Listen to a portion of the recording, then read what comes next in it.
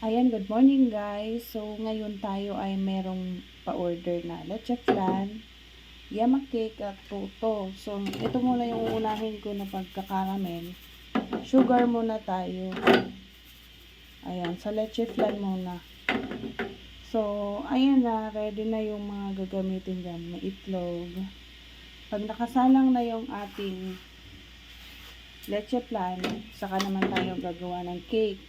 Kailangan multitasking tayo para mas mapabilis ang ating trabaho since mag-isa lang tayo dito sa kitchen. So, ito lang po ang na-share ko.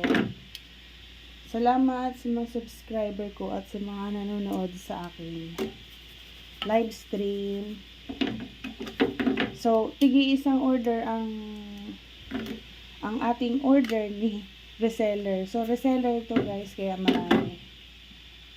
Hindi na po ako gumagawa nito ng kaunti kasi nga lugi ako sa oras sa pagbe-bake.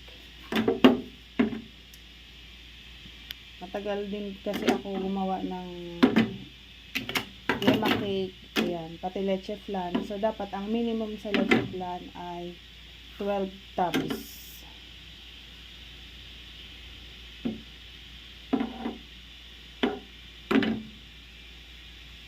Ito na yung ating mixture.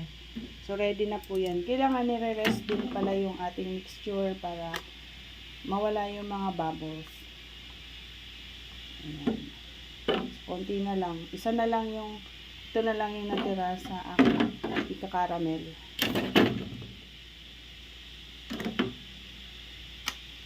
So, wala pang alauna ng madaling araw. Nandito na tayo agad sa kusina.